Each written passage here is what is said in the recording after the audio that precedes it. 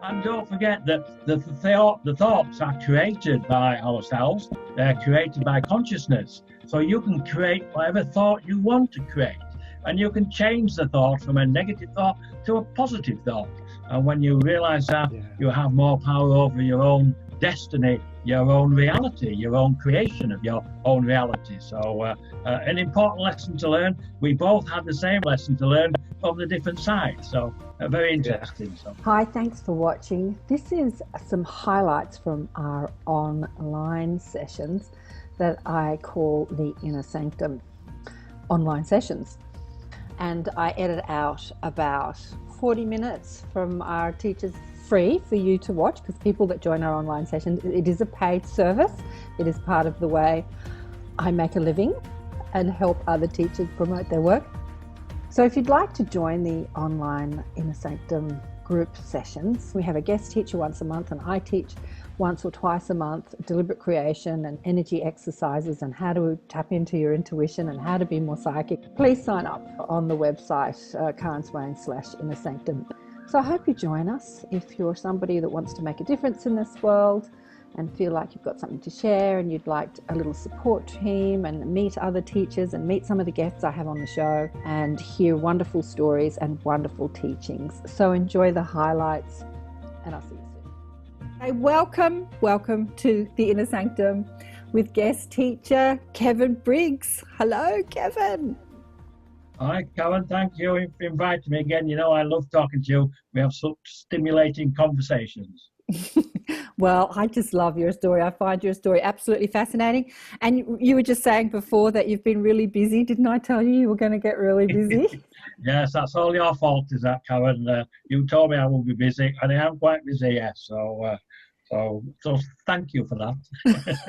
Oh, it's not my doing. I was just looking down the timeline, honey, looking down the timeline. Okay, so let's go over your story briefly. As I was saying before, I turned the recording on. You're one of the most fascinating people I've ever met because you have this clear, open connection and communication with your galactic guides, and you have done since you're a child. Do you want to just briefly go over how you met them, who they are, and we'll take it from there? Yes, I can do. I'll shorten it down because it's quite a lengthy story, but I'll keep it short. My first interaction, say, with consciousness was when I was 3 years old. And my mother had engaged a photographer to take some photographs for the family album. I was duly washed, had my hair combed, and I was elevated up onto the dining room table, an oak table, where the photographer will get a better photograph. And from that elevated position, I realized I was conscious, and I was conscious again in a physical body. And that was my first recollection of this particular physical that I'm in now at the age of 3. My next interaction would be when I was 8 years old. I was having a bath at home, and I was always aware of the different vibrational frequencies around us when other beings would come into the room, or other entities, or whatever you want to call them, higher conscious beings. And on this occasion, I detected the change in the vibrations in the bathroom, and I looked to my right, and 2 beings appeared, both slightly elevated off the floor, 12 to 18 inches, both very attractive, both with long blonde shoulder-length hair, deep blue eyes, and they were both wearing a tight-fitting jumpsuit. That was my first recollection of my first meeting with Ort and Dee, 2 of my ET guides. I've had a lifelong interaction with them now, but that was the first interaction, and I recall the conversation. I was actually terrified at the time. I was just terrified. And I'm only 8, I'm in the bathroom on my own, and Dee said to Ort, "Is this the boy?" And Ort said, "Yes, this is a boy." And she questioned him. She said, "Are you sure? Look at him, he's small, he's uneducated, he's frightened by our presence." And again, she was quite correct, I was terrified. He said, "Yes, this is a boy, I will guide him, I will teach him." There was some other conversation in that, and then they left. I was so frightened that I just stayed in the bath. The water went cold. My mother came to find me and see why I was still in the bathtub when the water was cold. And I told her about the 2 beings in the bathroom, and she said, "It's just my imagination." She dried me off, and then we went on with our evening. So that was my first connection with Orton D. And I know a lot more about them now. I've interacted with them all my life. They are Arcturian. They are fifth dimensional beings. They are from Andromeda. And they tell me I'm part of their extended family, only my physical is here in the third dimension. So it's nice to know that we have these extended families, and obviously they chose to interact with me, and it's just been a marvelous journey right up until today, and I'm now 66, and I still have contact with them. I think my next encounter, I was 9 years old, and I had some friends round. We were just playing one Sunday afternoon, and when they left, I felt a change again in the vibration within the room. There was someone there. There was an energy there that I could detect. I looked in the kitchen, I looked upstairs in the bedroom, the bathroom, and I went downstairs to where the energy seemed the strongest. And I was drawn to the drapes, the curtains, and I looked behind the curtains, and there was an orb there. It was 4 to 6 inches across, orange and yellow in colour, slightly vibrating. There was no direct communication with the orb at this time, but it stayed in the house until the following Friday. And each day when I came home from school, I was hoping that it had gone. And I would open up the back door, and I would know straight away that it was still there. I could feel the vibrational frequency. Anyway, I came in on the Friday and opened the door, and the orb had disappeared. And I said there was no communication or direct communication that I'm aware of. But after he left, my psychic abilities were enhanced no end, to the fact that I was able to separate my consciousness from my physical and travel outside of the body at will. I now know that orb behind the curtain was the pure conscious energy of Ort himself. So there must have been some communication there, but I wasn't aware of it. And I used to use that particular ability to go and visit my grandparents. Usually on a Sunday, I would just relax, open my mind, fly over to my grandparents' house. I would usually sit upstairs in the master bedroom. They had a dressing room, and I could see down through the opaque floor my grandfather usually reading the newspaper on a Sunday, and my grandmother in the kitchen cooking. And I used to do that. It used to give me great satisfaction and pleasure to go and see them. And I thought we all have this ability, and it was just part of who I was. So I used to use that on a regular basis. And it wasn't until I got a little bit older, sort of 16, 17, 18, and I think to myself, nobody talks about traveling outside of the body, and nobody talks about consciousness and how we're symbiotic, one might say. We have a physical and we have a conscious side, and they work together. And I asked in a third party. I always said, I have a friend of mine who he says he travels outside his body. Do you know anybody that can do that? And no, they all said, no, he must be exaggerating. But I used to use it for simple things. I would go to work in the morning, and I used to get the bus, and I could choose which bus stop to go to. And sometimes the bus stop had a really long line when I would get there. So I would just fly up quickly, see which had the shortest line, and then go to that bus stop. And then other things, I would just fly behind the bus on my way home from work on a summer's day. Just beautiful, just separating that consciousness from the physical, looking down, watching the physical, traveling on a bus. But to me, that was normal. It was just normal. I think that the next stage, I was 14, and that's really when they expanded my knowledge again. I had a paper round, and I was always aware of when I went out the front door, a UFO would appear. I would look up and it would be there. And then as I'm walking down to the store, a second UFO would appear, and then the two would follow me around the paper round. And I was always aware that there was some other beings close by. And then on one occasion, I asked if they would show themselves, and they did. Two small greys. I wasn't frightened again. They were about the same size I was at 14. And I asked them what they were doing here and what they wanted. And they said that there were some people that would like to meet with me. And they asked me if I would go with them. I said, well, I've got to finish my paper round, and then I've got to go to school. I can't be late to go to school. They said, well, we'll if you agree to come with us, we will get you back in time for school. So I agreed to go with them, and we went up to a mothercraft. And I know it's a mothercraft because of the size of it. When we pulled into the hangar, it was absolutely huge with many, many, many craft, all different shapes and sizes.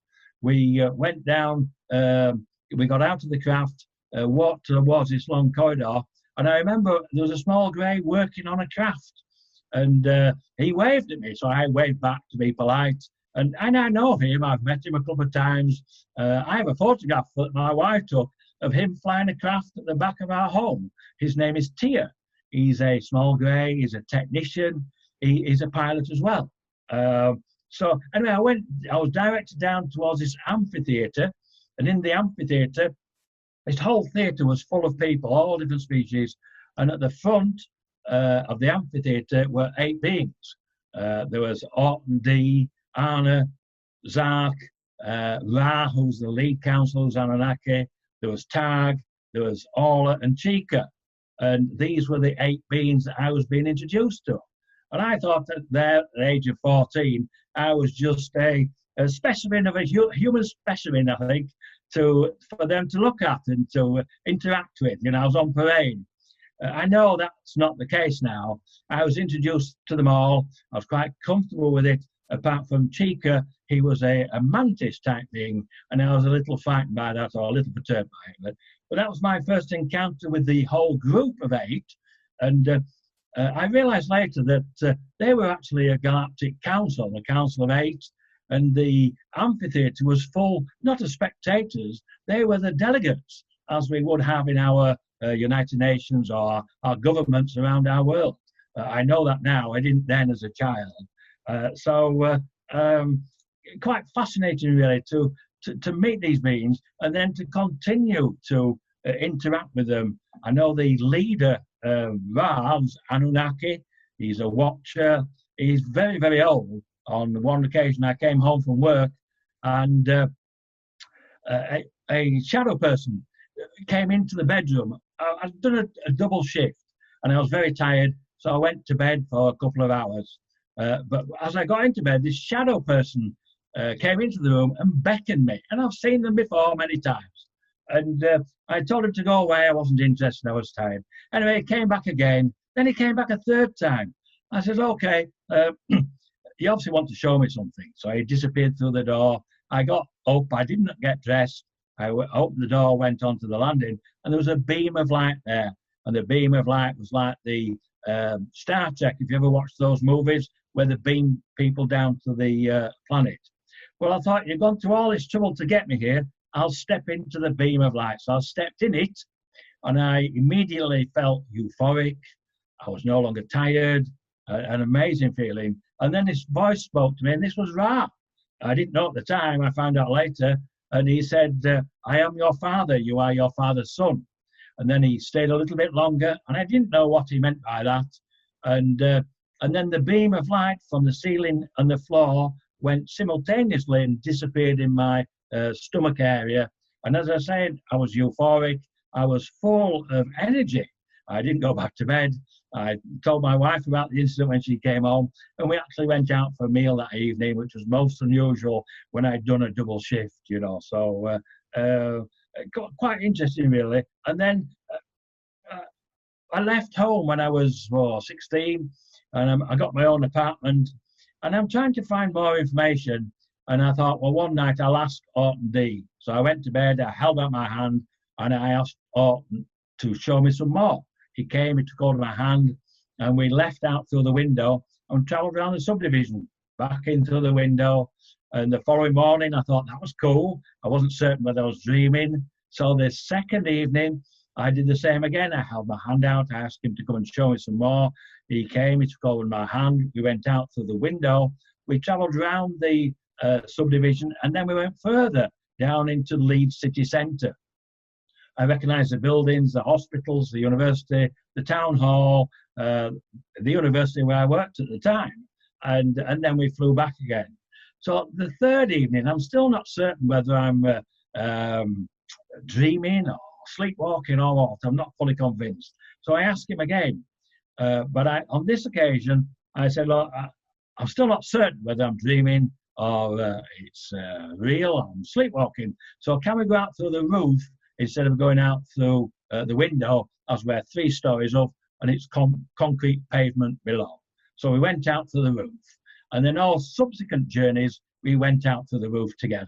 And we travelled all over as pure conscious energy. So then I think on one occasion he came to me and he said, Kevin, I'm going to take you somewhere special this evening. Are you prepared to go with me? I said, yes, I'll go anywhere with you. So he took hold of my hand. We left through the roof and we went up and up and up. And I could see the earth getting smaller and smaller and smaller. And then we took a right turn. I call it a right turn. I'm not quite sure how he'd describe it. But I believe we went into a higher dimension. And when we got into that higher dimension, there was a line of 30 people. And at the front of the line was my deceased father. And he was stood up. He was 6 feet tall. I'd never seen him standing before because he was always in a wheelchair from when I was a child. So he was stood there. He greeted me and he said, I'm going to introduce you to all your family members going back over 300 years. So we started down the line. They introduced me to them. They told me what they did in their last physical that they had. But when I got halfway down the line, the next 15 were just pure conscious energy orbs. These 4 to 6 inches energy orbs, slightly vibrating, but I could still communicate with them telepathically. And they showed me telepathically their lives that they'd had in their last physical. And I went down the line and interacted with them. I did this several times with Ort, became very confident in it, and was able to do it on my own. And I continued to do that for 2 years. And then I was finding it more difficult to get back into my physical. So I decided that I would not go back and see them again. But I decided while I was at work, I would have to go back and let them know. So that evening I went back. I said, I won't be coming back to see you again. I know that you are here. They tried to persuade me to stay. And I said, no, I've got things I need to do. I'm enjoying my physical at the moment. And when this physical ends, I know that you are here. I will come back and rejoin you. So I never went back. So I had that 2-year period. So again, just quite interesting, but it gives you confidence in the fact that we are here in this physical for a short period of time, and then we leave. Our consciousness continues to live on, and if we choose to come back in another physical at a later time and date, then we can do. I've had a lot of interaction with a group of Council of 8 just lately in relation, they wanted to communicate with our governments, and they've tried in the past. So I've been working towards that now quite extensively, and I've met many other experiencers now who've come out of the woodwork. And I think many of us have been asked to speak out by our ET guides, and we are connecting to one another. So it's very interesting to see, and we share stories that are very, very similar. We've been given similar information. But the thread throughout of all my education that they've given me is one of consciousness, one of shared consciousness, shared not only with one another, but the plants, the animals, the angelic realm, the elemental realm, all the different realms of consciousness that there are. That's what they've shared with me. So, and they're wanting to introduce themselves to us, to our governments, and share their knowledge and technologies with us. And as you said earlier, I think, Karen, we will all have these communications in the future. It's part of who we are. It's part of our education. And you are correct. You mentioned earlier that I wouldn't have spoken about this at all. My wife knew, my brother knew, and a couple of close friends. But a couple of, probably now going on 3 years now, I got up in the middle of the night to go to the bathroom. I came back to the bed. There was a bright light outside the window. It came into the bedroom. The whole bedroom lit up like a myriad of butterflies. And then Orton D materialized at the bottom of the bed. After pleasantries, I asked them what was the reason for their visit. And they said, Kevin, we want you to talk about your interactions with us. We want you to write about your interactions with us. And I said, well, I don't mind talking about my interactions, but I'm not a writer. And they said, well, we will help you. We will continue to guide you. We will continue to teach you. And we will give you some information to include in the book, which they did. So that's the reason why I'm speaking out now in relation to. And I did write the book, and the following morning I told my Sandy about the visitation from Orton D, and that morning I started writing the book, and it was published. I think maybe 18 months ago now, probably. And I'm surprised at the interest, and surprised I've been introduced to so many people now who all have contact with ETs, extra dimensionals, high conscious beings, angelics, whatever label you want to put it, whatever you're comfortable with your belief system. But we all share this marvelous universe, and I think as we grow, we will grow as a society, and we will then join the galactic societies that are out there. Oh, beautiful. Oh, thank you so much for sharing all that with us, Kevin. There's a couple of questions here, but I want to know all this contact, the abilities that you had as a child, like at will being able to leave your body and, you know, cruise around this sort of earth, or even cruise around other dimensions. Can you still do that? Yes, I can do that. Yes, I do that. Most days now, if I want to go somewhere. Well, just this morning, I communicated with Zach.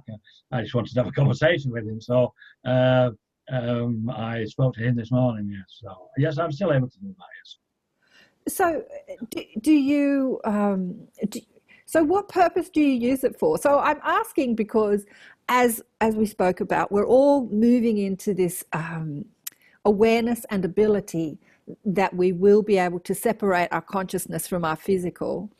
Like, why would we want to do that? You know, you're living a life as you said, 66-year-old man in Florida. Like, why would you want to separate, apart from if we all could do it at will, we would just do it because we can. We'd go, yay, let's fly around, like, yay.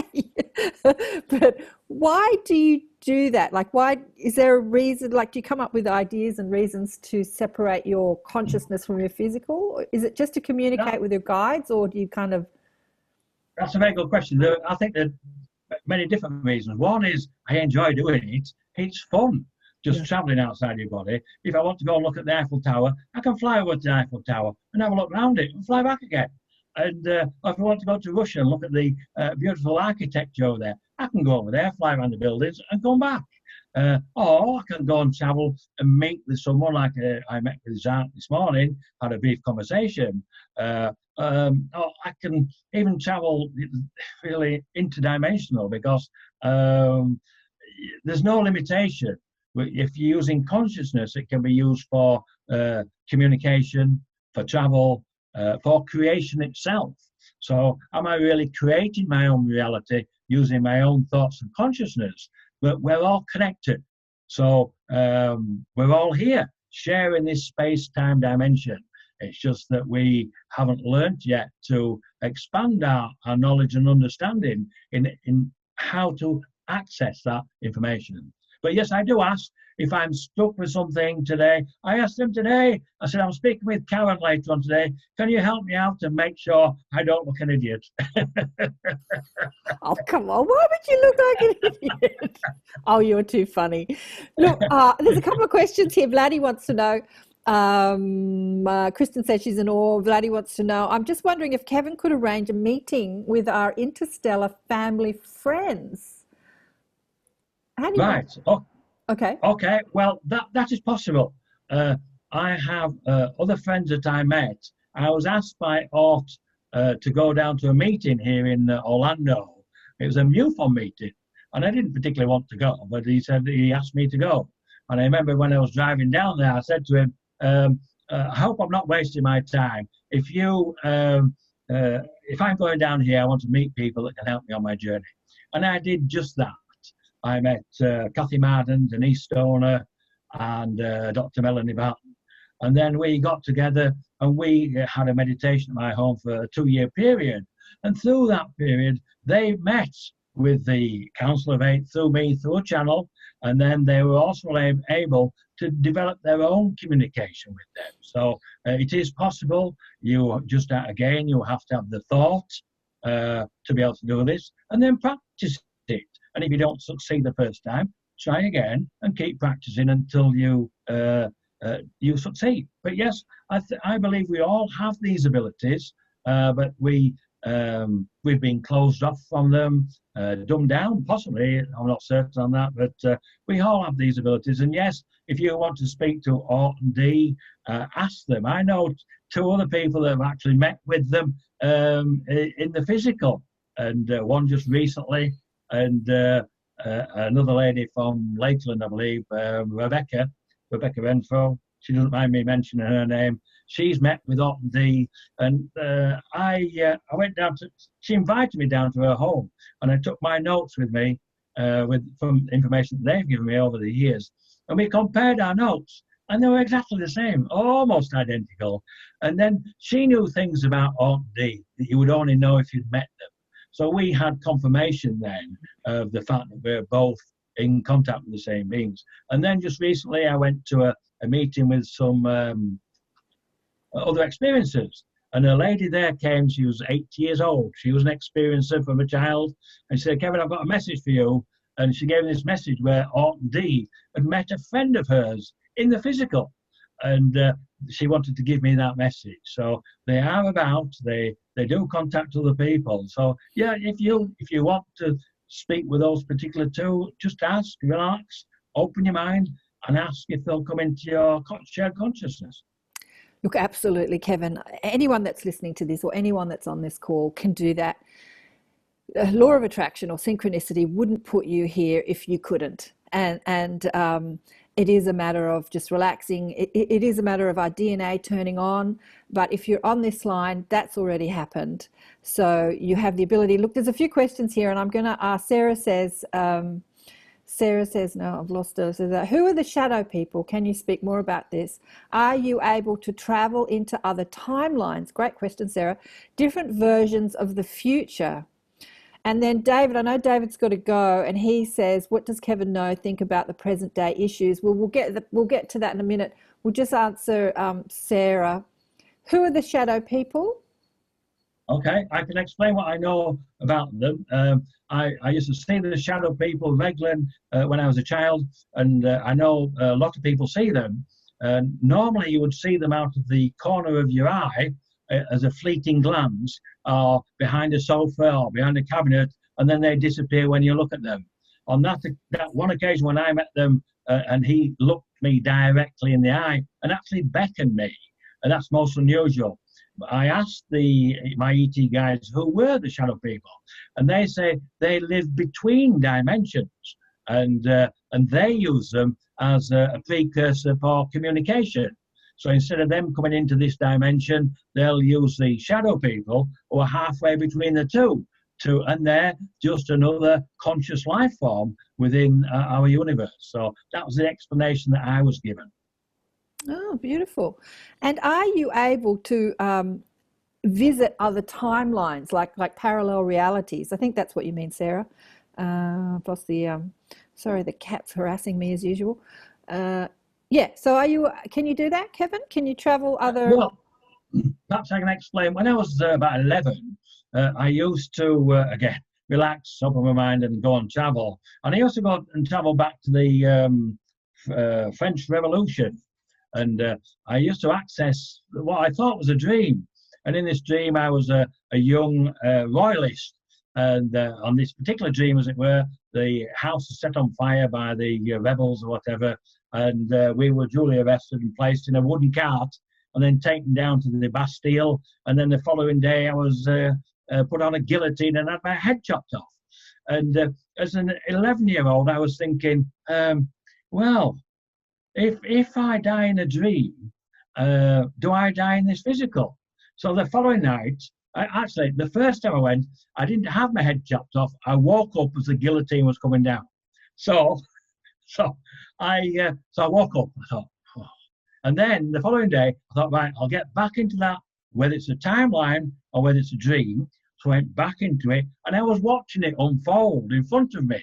And I got to it again with the guillotine, and the guillotine was coming down. The only difference was with the guillotine, I was facing upwards, so I could see it coming down.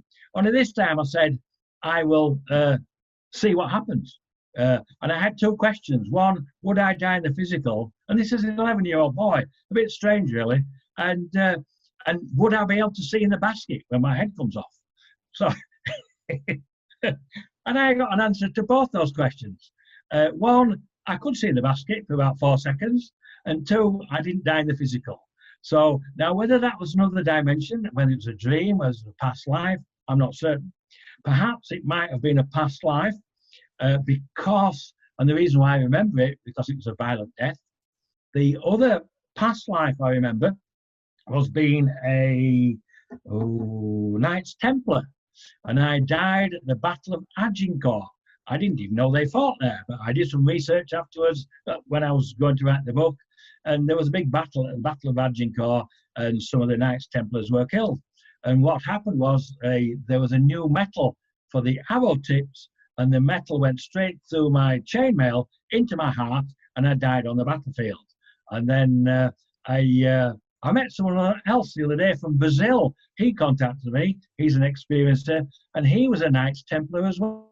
He had an insignia that was worn by the Knights Templars, and he showed that to me. So, and I have been shown a future physical that I'm going to be in, and my next physical.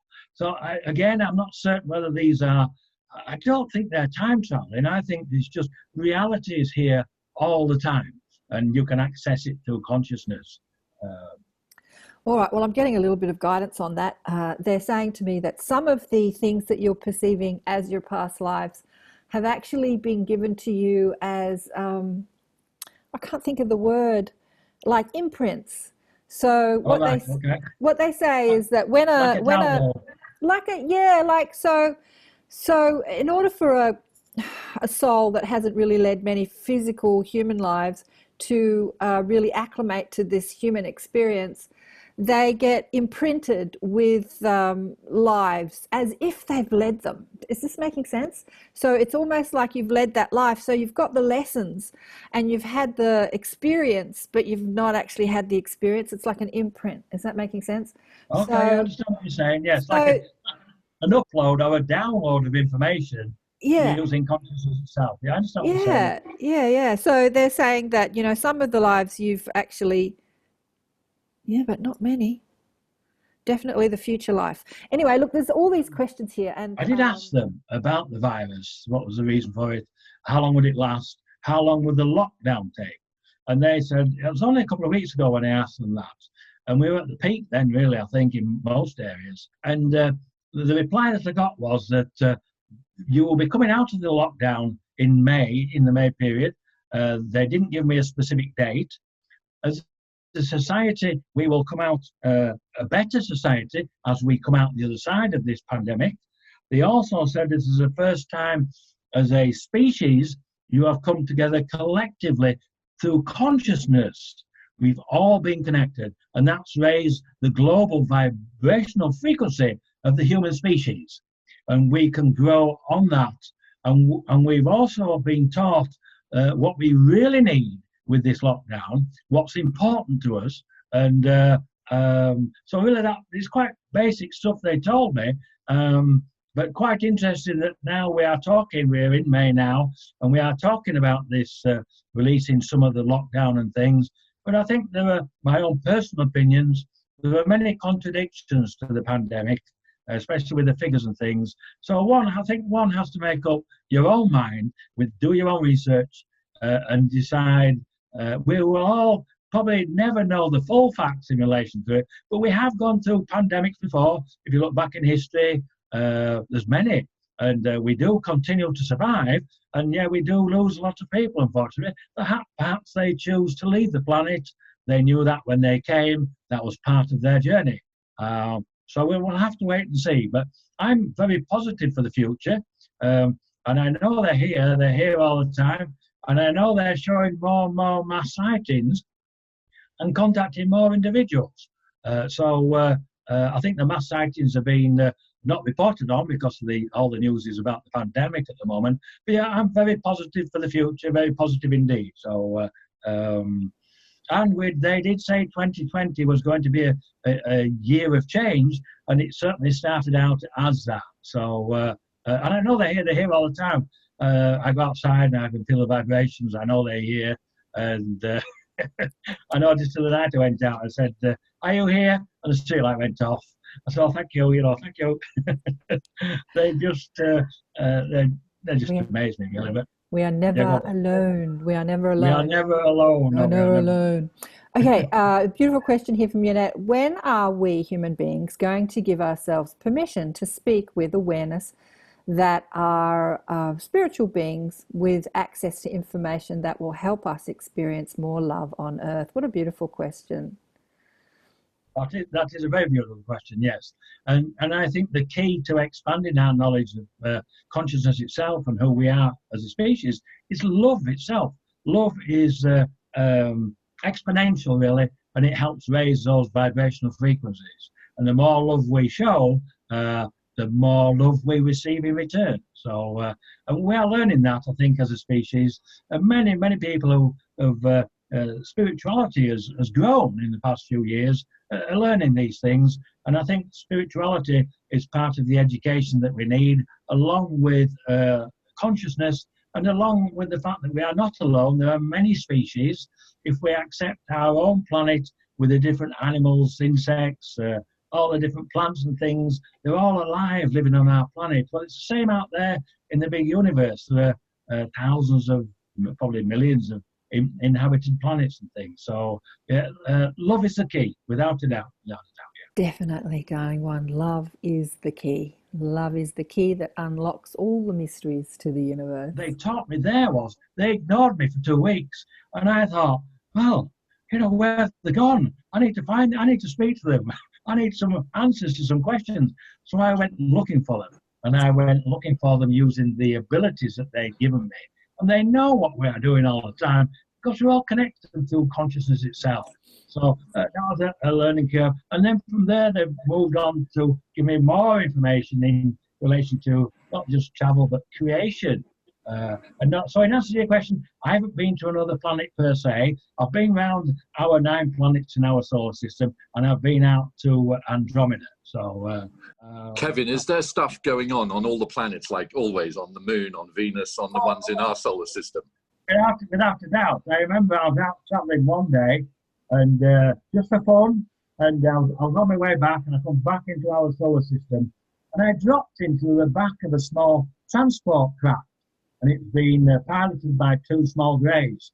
And I don't think I materialised in their craft, but I was certainly there because they both looked round at me and said, "What's he doing here?"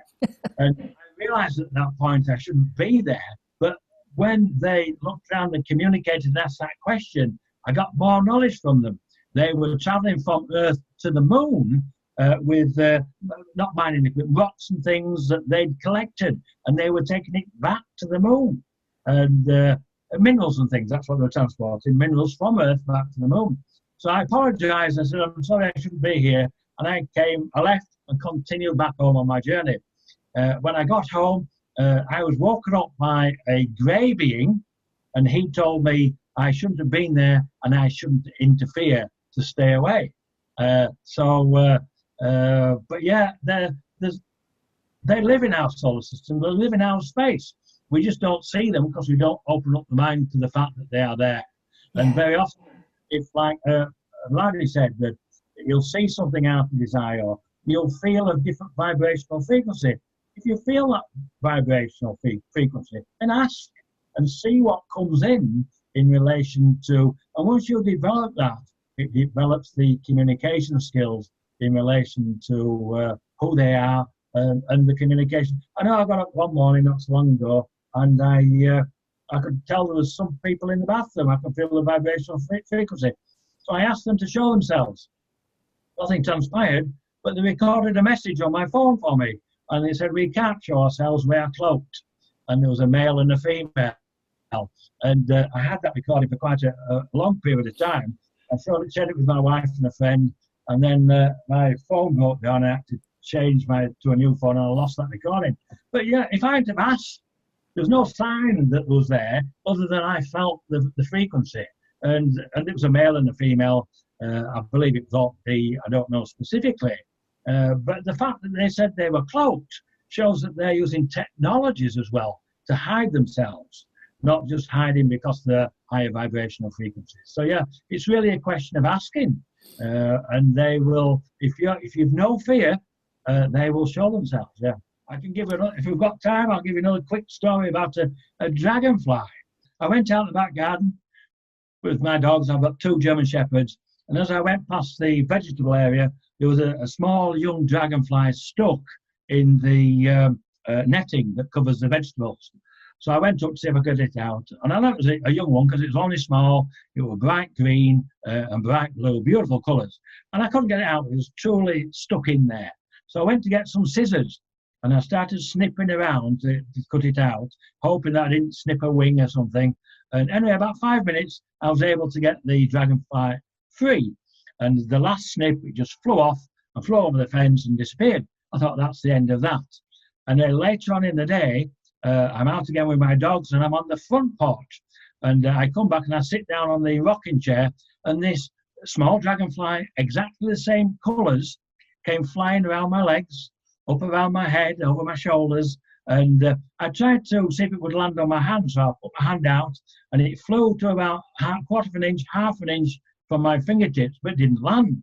So I thought it's a coincidence, perhaps it was the same dragonfly. The following day, I went out and I walked past the dragonflies at the front. We have quite a few on the flowers when they're blooming. And all about 10 or 15 dragonflies followed me for about 15 feet. And then they went back to eating their flowers. And then this small dragonfly was always flying around me, flying around my legs and everything. And then, but it didn't end there. I don't know how long they live. I don't know a great deal about them. But a few months later, I was pressure washing my driveway. And this big adult dragonfly, probably the biggest one I've ever seen, it's flying around my legs, same colour as the small one that I'd saved some months earlier. And then it kept flying around, just missing the pressure washer. And then it landed on my head. It flew off and it came back and it landed 3 times. And I believe that's the same dragonfly. And I asked, again, a friend of mine who knows about these things, and she said, well, Kevin, what happens is, because you were kind and you showed love towards the insect, then it shared that consciousness with the other dragonflies. So now they all respect you and they love you too, and they feel safe with you.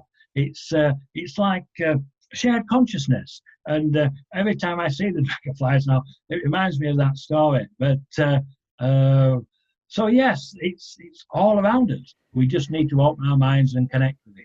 Oh, absolutely, Kevin. We are just surrounded by consciousness in a myriad of multidimensional forms, and we can communicate with all of it when we place our focus on there. But what happens with humans is we get so distracted. We're so distracted. We're thinking about, what time is it? I've got to get this. I've got to do that. I've got to get to work. We're thinking about the stuff at work. We're thinking about how to do this. We're so distracted by the material aspect of human life that we're not actually present to what is all around us. Our family and friends who have left the physical and in spirit are all around us and communicating with us. Our ET friends, and we're just constantly given messages from so many myriad ways. But as humans, we just aren't focused there because we're inside this crazy head thinking, what next, what I've got to do, So that's why meditation is such a powerful tool, because it allows you to get out of the questioning mind and relax and expand the deeper senses, the intuitive senses, so that you can have more awareness of actually what's around us all the time. That wasn't my thought, because I asked for confirmation and they give you confirmation. Now, the other thing with the story I told about the chicken, again, I thought that was my thought, and it wasn't. They gave me that thought to get me outside, to teach me the fact that thoughts are parts of consciousness and we can use that. And once, if you have a doubt in a thought, ask them for confirmation and I always ask them for different things. I'll ask them to show a cloud or something, or turn a street light on, or turn it off, or show me a craft. or have a bird fly over, and one will fly over immediately or whatever. There are many different ways you can ask. And then once you learn the difference, I think our thoughts are all connected anyway. I don't think we have our own thoughts. We think they're our own thoughts. So once you learn that, then you can communicate telepathically and have real conversations with them. But I've learned that from being a child and been guided by them. I would never have achieved any of that if it hadn't been for Orkney and the others that I communicate with. So yeah, we're all on this journey together, and we just have to keep learning and practicing this story quickly. As you know, I love animals anyway. I've always had dogs, and always been interested in nature anyway. But on this occasion, I've gone to a conference in where was that? Oh, Vermont. I was in Vermont. It was Contacting Consciousness Conference. I wasn't a speaker. I was just a guest there. And one of the speakers was a guy called David Lewis, and he was an animal whisperer. And it was on a farm, was this conference, beautiful place.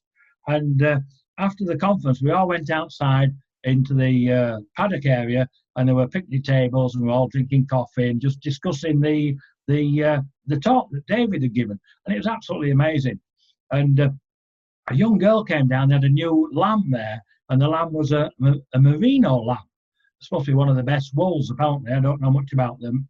And I asked the young girl that was walking with the lamb, and she said, oh, well, I'm trying to introduce him to people, or she into people.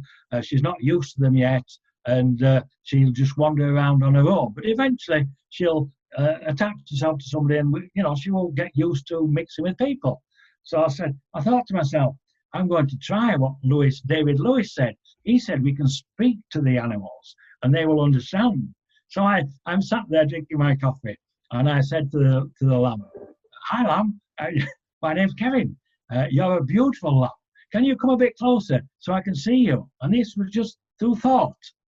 Anyway, it's nibbling away at the grass, and then it came a bit closer. I thought, that's good, it must be working. Then I said, thank you for coming a little bit closer. You're a beautiful lamb. Can you come up to me so I can feel your wool? I've never felt the wool of a merino lamb, and I understand it's the best wool in the world. Well, it walked up to me, didn't it? It leaned on my leg, and I tickled its wool. So I'm thinking, it works. Anyway, I'm drinking my coffee. It then wandered off. Went back to nibbling its grass. And I thought, it works. That's amazing. So then I finished my coffee, and I walked into the farmhouse kitchen. It was a big kitchen. I went into the back door. I went to get my coffee. I turned around, and the lamb was right behind me. I had to usher it out of the farmhouse kitchen, and I spoke to the girl who was educating the lamb, as it were, to people. She said, Kevin, she's never done that before. I said, well, perhaps nobody's spoken to her before. So that was my first encounter with communicating with an animal. On Karen's show, I don't know if it was earlier this year or sometime last year, you had said that February 1st was disclosure. Right. Yeah, I'll get to that. Yep. Yeah, and I want to know, since it didn't happen, what now? Is there another date, or what do you make of the fact that they gave you a date and it didn't happen, and now it'll be another time? Okay, yes, I was given that date, and I was actually woken up the February the 1st the previous year at 1:11 a.m., and that's when they gave me the information telepathically. And then I asked for confirmation by asking them to turn the streetlight off, and they did. And then they gave me the more information a bit later on in the morning when I woke up, and they gave me the location and place in New York at the UN. And I went into the bathroom. I said, well, now I've got all the information, the date, February the 1st, the United Nations in New York, bearing in mind it's daylight. I said, can you turn the streetlight on as confirmation? And the streetlight came on immediately. So I was confident with the information they'd given me. So I was putting that date out there, and I went to New York on that date with my wife for the weekend, and it was Super Bowl weekend. We went into the park on the Saturday, and the cloud was so low you couldn't see anything.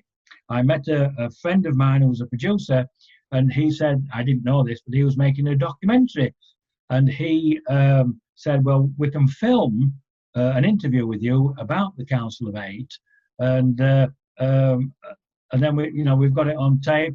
And I didn't realise that he was doing a documentary about ETs and UFOs. So that was interesting in itself. On that particular day, on February the 1st, which was a Saturday, Dr. Stephen Greer asked for a global CE5, which was very interesting. So that brought through on the same day. And then Dean Caparella, he was doing an Aliens Revealed online live summit. And it was originally scheduled for, I think, 16th, 17th, 18th of January. And he had to postpone it for technical reasons. And it was then aired. And then the Sunday, the 2nd of February, was Super Bowl day. And on Super Bowl commercials throughout the Super Bowl, they were all with aliens in the commercials. I mean, so the whole weekend was aliens based, shall we say. And I did ask them why they hadn't shown themselves. And they said that they will continue to show mass sightings. One sighting is not the disclosure. It's an ongoing event. We will continue to show the mass sightings globally, and we will also continue to contact more individuals. And I've had evidence of all both things. So yeah, I was disappointed, but I'd already had my precursor to the mass sighting. That was over New York Central Park in August when I saw the 15 craft. I'm sure no one else saw them. That was specifically for myself and as confirmation for Dr. Joseph Burke. So it's ongoing. They are continuing to do the mass sightings, and we'll just have to see where it takes us. The governments are aware. I contacted Nicholas Hedman, the chairman of the Outer Space Affairs Committee in Vienna.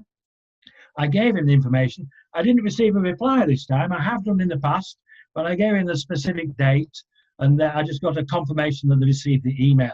I also contacted Dr. DePippo in Washington, who runs the office there, and he got the information, but I didn't get a reply. But I also met with another experiencer, Terry Lovelace, and he was given the same information by his guides of February the 1st. And he knew Dr. DePippo from previous contact with him. And Terry Lovelace is a retired Assistant Attorney General for 2 jurisdictions. So he's quite high up in our government structure. And he emailed Dr. DePippo at the Outer Space Affairs Committee, confirming the date that he'd been given by his ET guys, confirming my date. And that was about 10 to 12 days after I'd written to him. So the governments are aware. I was asked to write to the White House, which I did, giving them the information as well. And RAR asked me to do that, and I did that. And I received confirmation they received the letter. Whether it was read high enough up the government protocol line, I don't know. But they are aware, and there are others, the WCETC, the World Coalition for Extraterrestrial Contact, are working towards that with the United Nations. And I know there's a group, I know China are not very popular yet, but China, Russia, some of the European countries are lobbying the UN as we speak for a summit and disclosure about the ETs. So it's still ongoing. But I think, as I said before, I mean, I'm no politician and I'm no scientist, but there are the channels to do this, and people are working towards it. So we'll just and we've been working towards this for many years, decades probably. So we'll wait and see where it goes. I'm still very confident, and I know the government released the recent UFO sightings taken by the Navy pilots. So that's good. That's confirmation that now the Navy has come out, which is part of our, the Pentagon actually released the videos. So it is moving forward to some degree. So we'll have to wait and see. Look, absolutely, Kevin. It's a question that many people email me or put in the comments after the show I did with you, revealing, you know, the date, disclosure date, and they said, why didn't it happen? And if you watch that show back, tooting my own horn here, but I said I didn't feel like it was going to happen, not because humanity wasn't ready for it. I think humanity's ready for it, because the people that are in power are not ready to reveal this information or relinquish control by, you know, I think they're scared that revealing this information is going to take away their control in some way. And you said that Orton D had said to you that there are protocols that need to be put in place, and they can't just show themselves globally without there being an arrangement or an agreement between the governments and the UN, the world government. And so there has to be protocols put in place. There has to be an agreement that this can happen, and that agreement did not happen. Isn't that right? Yes, they want to be invited, as you would invite any ambassador from any foreign country, and we have protocols in place for that. And as you know and I know, our governments are aware that they are here. They're just trying to see how to handle it. They don't want to lose control, I'm sure. But again, it will just be negotiating between their ambassadors and our ambassadors. And I think very often, it was maybe a test for me to see if I would follow up with the governments. They asked me to do that. So I did exactly what they asked me to. And initially, when I contacted the UN, I got a response, and they told me there was no protocol in place should advanced extraterrestrials wish to contact the UN. And then when I followed it up later on in relation to further information, they obviously didn't respond, which is fair enough. But at least I know that they got the information. And I'd like to thank a friend of mine. She went into the United Nations in Washington on 8 occasions to try and get an email for somebody so I could contact with them. And she was just given the runaround. And on the 8th time, they gave her Dr. DePippo's email. So I had the email. And then, whether you believe it's a coincidence or not, Terry Lovelace phoned me, and when he'd been given the date, and he wrote to Dr. DePippo as well, and he's very vocal now on the circuit in relation to his experiences, his ET contact. So we are making the contact now, and there are many others that are doing it. So I'm just a small piece in a very large jigsaw, but we're moving forward, and I'm still very positive for the future. So it's up to us. It's up to us to share our experiences, and that second wave, the communicators, for them to have the brave, to be brave enough to come out and say, these are my experiences. Because when millions of people talk about this, you can't ignore it as crazy, and you just can't ignore it when everyone starts talking about it. So the communicators play a really big role in the disclosure. We can't leave it up to the governments. We've got to speak our truth.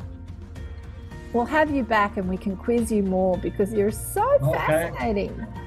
Sounds like a plan. Oh my goodness, that was so fabulous. Absolutely. Thank you guys, both of you. Yes, thank you. Thank you so much. Thank you. Yeah. Be joining Karen everyone. to go on and join now. That was excellent. Thank you.